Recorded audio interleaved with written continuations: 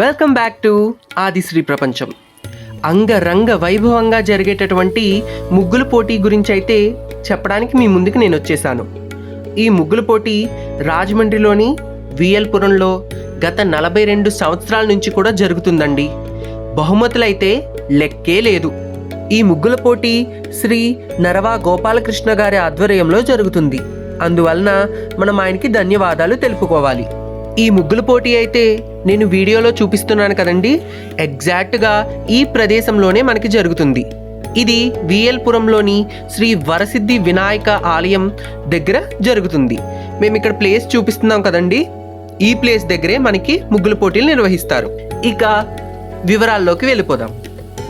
విఎల్పురంలోని జరిగేటటువంటి ఈ ముగ్గుల పోటీ జనవరి 12, 2026 మధ్యాహ్నం 2 గంటల నుంచి అయితే మనకి స్టార్ట్ అవుతుందండి.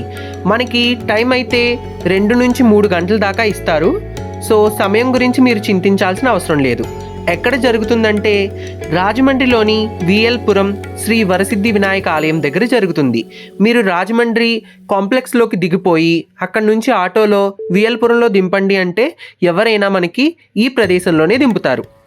నమోదు ఎలా చేసుకోవాలి? మీరు ముగ్గుల పోటీ జరిగేటటువంటి తేదీ అనగా జనవరి 12 మధ్యాహ్నం 2 గంటలకు డైరెక్ట్గా ఇక్కడికి వచ్చేసి నమోదు చేసుకోవచ్చు. మీకు ఏమైనా సందేహాలు ఉంటే కనుక కింద కామెంట్ సెక్షన్లో మెన్షన్ చేయండి, లేకపోతే ఇక్కడ ప్రొవైడ్ చేసిన నెంబర్ని సంప్రదించండి. ఈ ముగ్గుల పోటీ 3 విభాగాల్లో జరుగుతుందండి. మొదటగా జూనియర్స్ అనగా 5 నుంచి 15 సంవత్సరాల వరకు వయసు ఉన్నవారు ఇందులో పాల్గొనొచ్చు. తరువాత సబ్ జూనియర్స్ 16 నుంచి 25 సంవత్సరాల వరకు ఉన్నవారు ఇందులో పాల్గొనొచ్చు. చివరగా సీనియర్స్ 25 సంవత్సరాల నుంచి ఆ పైగా ఉన్న వారందరూ కూడా సీనియర్స్ విభాగంలో పార్టిసిపేట్ చేయొచ్చు. జూనియర్స్, సబ్ జూనియర్స్, సీనియర్స్ లాంటి విభాగాలు ఉండడం వల్ల మన కుటుంబంలో ఉన్న వాళ్ళందరూ కూడా ఈ ముగ్గుల పోటీలో పార్టిసిపేట్ చేయొచ్చు. ఇక బహుమతుల విషయానికైతే వచ్చేస్తే సీనియర్స్ విభాగంలో మొదటి ప్రైజ్ టీవీ అండి, ఎల్ఈడి టీవీ. నెక్స్ట్ 2 బహుమతులు కూడా మనకి గాడ్రేజ్ బీరువాలు అయితే ప్రొవైడ్ చేస్తారు. చాలా బాగుంటాయండి ప్రైజెస్ అయితే. సబ్ జూనియర్స్ భాగంలో బహుమతులు ఏంటంటే 3 ప్రైజ్లు కూడా మంచి మంచి డ్రెస్సింగ్ టేబుల్స్ అయితే వీళ్ళు ప్రొవైడ్ చేస్తారండి. జూనియర్స్కి కూడా చాలా మంచి మంచి బహుమతులు ఉన్నాయండి. మేమైతే శ్రీ నరవా గోపాలకృష్ణ గారితో మాట్లాడామండి. మేము అడిగిన ప్రతి ప్రశ్నకి కూడా ఆయన ఎంత బాగా జవాబిచ్చారంటే అసలు ఆయన మాటల్లోనే మాకు అర్థమైపోయిందండి. ఆయన ఎంత ఉత్సుకతతో, ఎంత కష్టంతో కూడి ఇటువంటి పెద్ద పెద్ద కార్యక్రమాల్ని మన రాజమండ్రిలో, మన విఎల్పురంలో మన ముందుకు తీసుకొస్తున్నారంటే ఆయన కృషికి జోహార్లు. రాష్ట్రంలోని సంక్రాంతిని అంతా కూడా విఎల్పురంలో తీసుకొస్తున్నందుకు మనమందరం ఆయనకి చేతులెత్తి మొక్కినా కూడా తప్పేం లేదండి. ఇలాంటి కార్యక్రమాల్ని ఇంకా మున్ముందుకు తీసుకెళ్లాలని మనస్ఫూర్తిగా కోరుకుంటున్నాను. ఇక ఆయన మాతో ఏం మాట్లాడారో, ఇంకా మీ అందరికీ ఏమేం సజెషన్స్ ఇచ్చారో వినేయండి. మాది విఎల్పురం ఫ్రెండ్స్ కల్చరల్ అసోసియేషన్ అండి. మొదట్లో ఇవే కాకుండా మంచి సాంస్కృతిక కార్యక్రమాలు కూడా జరిపేవాళ్ళం. ఆ జరిపిన దాంట్లో సొంతంగా నాటకాలు కూడా వేసేవాళ్ళం. దాంతోపాటు ప్రతి ఏటా ఒక మంచి కార్యక్రమం చెయ్యాలి అనే ఆలోచన వచ్చి చిన్నగా ముగ్గుల పోటీ ప్రారంభిస్తే ఆ ముగ్గుల పోటీలో వివిధ కళాకారులు వచ్చేవారు. ముగ్గులు వేసేవాళ్ళని చిన్నపిల్లలు, మధ్య వయసు వాళ్ళు, పెద్దవాళ్ళు కూడా పాల్గొంటామని వచ్చేవారు.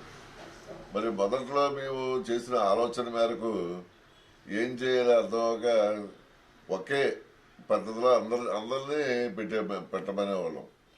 మరి చిన్నపిల్లలు, మధ్య వయసు వాళ్ళు, పెద్ద వయసు వాళ్ళు ఒకే ఒక భాగంగానే మనం పెడితే ఏమైందంటే వాళ్ళకి ప్రైజ్ ఇవ్వాలి తెలియక తర్వాత నుంచి అలా కాదు, చిన్నపిల్లలకి ఒక భాగం అంటే సబ్ జూనియర్స్గా, మధ్య వయసు ఉన్న వాళ్ళకి జూనియర్స్గా వాళ్ళకి, అలాగే ఇంకా అక్కడి నుంచి పెద్ద వయసు ఎంత వయసు ఉన్న వాళ్ళైనా సరే సీనియర్స్గా 3 విభాగాలుగా విభజించి పాల్గొంటున్న ప్రతి ఒక్కరికి కూడా ప్రైజ్ కల్పిద్దాం అని చెప్పి ప్రారంభించిన ఈ కార్యక్రమం ఇప్పుడు ఒక ఒక సంబరంగా, ఒక ఉత్సవంగా ప్రతి వారి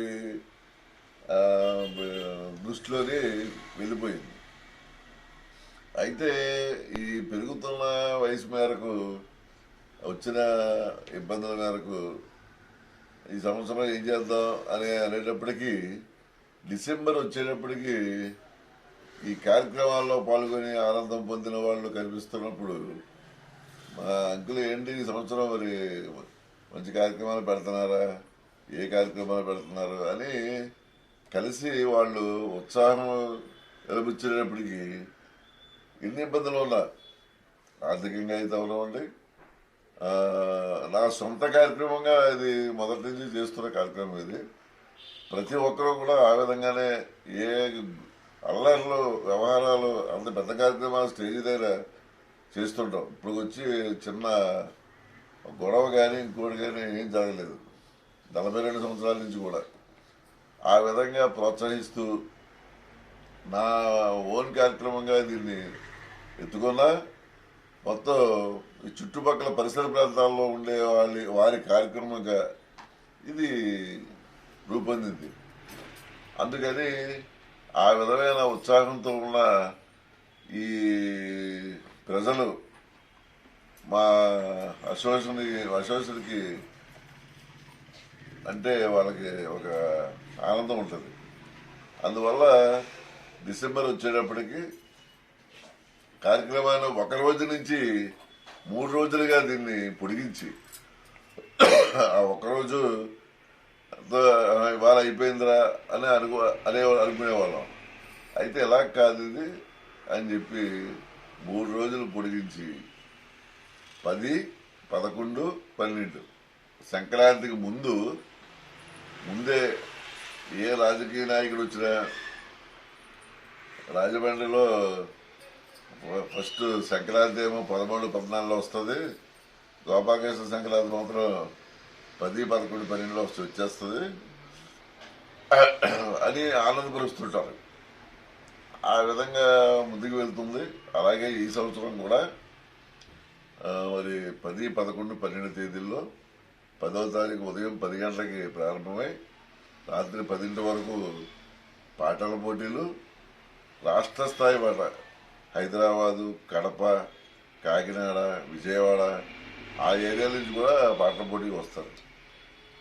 అందువల్లే ఉదయం 10 గంటల నుంచి సాయంత్రం 6 గంటల వరకు కూడా సమయాన్ని పెట్టి మనం చేస్తుంటాం.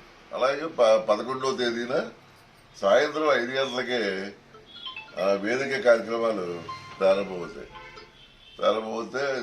జనం కూడా చూసేవారు కూడా 5:30 కల్లా సిద్ధమై వేదిక ముందుకు వచ్చి మనం పెట్టే కార్యక్రమాలు చూడడానికి ఆనందం వ్యక్తపరుస్తుంటారు. 11న రాత్రి 11వ తారీఖు వరకు కూడా 11 గంటల వరకు కూడా 11 జరుగుతాయి వివిధ కార్యక్రమాలు. అలాగే 12వ తారీఖున మధ్యాహ్నం 2 గంటలకి ముగ్గుల పోటీ, అది 2 గంటల టైం ఇస్తామండి. దాదాపు 5 వరకు ముగ్గులు వేస్తారు. ఒకసారి అయితే రాజమహేంద్రవరంలో వార్డు కార్పొరేటర్స్ వచ్చి జడ్జీలుగా వ్యవహరించడం, అలాగే ఈ చుట్టుపక్కల ఉండే మహిళా లీడర్స్లో వాళ్ళని పిలిపించి జడ్జిమెంట్ చేయించడం, అలాగే జక్కంపూడి విజయలక్ష్మి గారు కూడా మరి ఆవిడకి ఆరోగ్యం బాగున్న రోజుల్లో కూడా ఆవిడ కూడా వచ్చి కార్యక్రమంలో పాలుపంచుకొని జడ్జిమెంట్ చేసే సందర్భాలు కూడా ఉన్నాయి విజయలక్ష్మి గారు. ఆ విధంగా జడ్జిమెంట్ కూడా చేయడానికి చేయిస్తుంటాం. ఎవరికి ఏ ఇబ్బందులు లేకుండా వాళ్ళు కూడా మరి ఎక్కువ మంది రాజమహేంద్రవరంలో ఎక్కడైనా ఒక 50-60 మంది వరకు పాల్గొంటూ ఉంటారు. ఇక్కడ మనకి దాదాపు 300 మంది వరకు పాల్గొంటారు. పాల్గొన్న ప్రతి ఒక్కరికి కూడా బహుమతి ఇస్తుంటాం, ఏదో బహుమతి. అలాగే 3 విభాగాలుగా విభజించిన తర్వాత ప్రతి విభాగానికి ఫస్ట్, సెకండ్, థర్డ్ 3 విభాగాలకి. దాంట్లో మళ్ళీ ఇది కన్సిడరేషన్ అంటారు కదా, అలాగే ప్రతి విభాగాలకు ముగ్గురిని కన్సిడరేషన్ ప్రైజ్గా అధికరిస్తుంటాం. ఆ విధంగా జరిగే కార్యక్రమాన్ని మరి ఈ సంవత్సరం కూడా దిగ్విజయంగా ప్రజల ముందుకు వెళ్ళి కార్యక్రమం అందంగా జరిపించడం కోసం రూపుదిద్దుకుంటున్నాం. మరి బాలైతే 21వ తారీఖున ఆదివారం టౌన్ హాల్లో ఆ రోజు జరిగే పాటల పోటీకి ఇవాళ టౌన్ హాల్లో కొంతమంది కళాకారులు వచ్చారు. వారికి స్క్రూటినీ చేశాం. కొంతమంది బాగా పాడలేని వారు కూడా పాల్గొనాలని ఉత్సాహంతో వస్తే వాళ్ళకి కూడా కొంత ఎక్స్ప్లెయిన్ చేసాం, అలా కాదు ఇలాగని చెప్పేసి. ఆ విధంగా మరి దీన్ని సీరియస్గా తీసుకొని అందంగా ఆనందంగా ఉండడం కోసం కావలసిన జాగ్రత్తలు, అలాగే మరి సెంటర్ 42 సంవత్సరాల క్రితం ఒక సింగిల్ రోడ్డుగా ఉండేది. ఇది అడ్డు పెడితే వెహికల్స్ అప్పుడే పెద్ద ఉండేవి కాదు. మనకి ఏమైనా ఇష్టం వచ్చినంత సేపు ఆపడానికి అవకాశం ఉండేది. వాళ్ళైతే మరి రోడ్డు ఏ విధంగా తయారైందో మీకు తెలుసు కదా. అలాగే పోలీస్ పర్మిషన్ కానీ, అలాగే రాజకీయ నాయకుల కలయిక, ఒక పార్టీ కాకుండా అన్ని పార్టీలని నాయకుల్ని పిలిచి ఈ కార్యక్రమాన్ని జరుపుతుంటాం. ఇప్పుడు అని చూస్తుంటారు ఈ కార్యక్రమం. ఆ విధంగా చేసే సేవా కార్యక్రమాలు కొన్ని మాకు అయితే నేను సేవా కార్యక్రమాలు చేసేది మాకు స్టేజ్ మీదే మీరు సేవా కార్యక్రమాలన్నీ కూడా మీరు చెప్పేవారు. చాలా మందిని పంపించామండి. చాలా మంది లేని పిల్లలకి చదువు విషయంలో కానీ, ఆరోగ్య విషయంలో కానీ పెద్ద పెద్ద కంప్లైంట్లు కూడా చాలా మటుకు వచ్చారండి. అది మీరు అయితే అది ఏమైందంటే, నేను విటే స్కూల్లో విద్యార్థిగా స్టడీ చదువుకునేవాడిని. విటే కాలేజీ, విటే స్కూల్.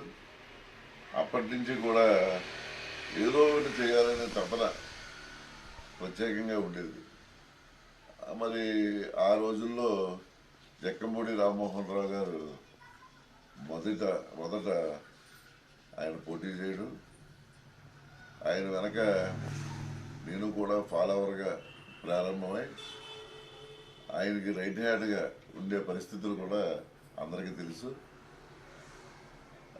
అంత స్పీడ్గా ఉండి మరి రాజకీయాల్లో పాల్గొన్న జక్కంపూడి రామ్మోహన్ రావు గారు నాలాంటి తపన ఉన్న, ఏదైనా చెయ్యాలి అనే తపన ఉన్న వాడికి మంచి సపోర్ట్గా ఉండేవారు.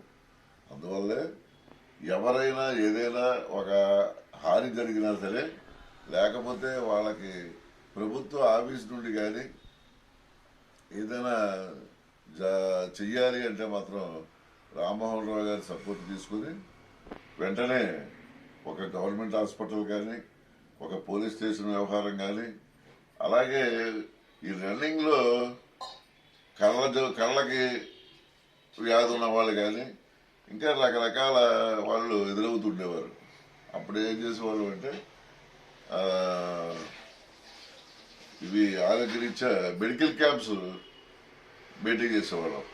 ఈ కళ్ళకు సంబంధించిన వాళ్ళ క్యాంప్ పెట్టినప్పుడు కళ్ళజోళ్ళు, ఆపరేషన్లు, జిఎస్ఎల్ కానీ ఇంకా కొన్ని కళ్ళకు సంబంధించిన హాస్పిటల్లో మేము సహకరించేవాళ్ళం.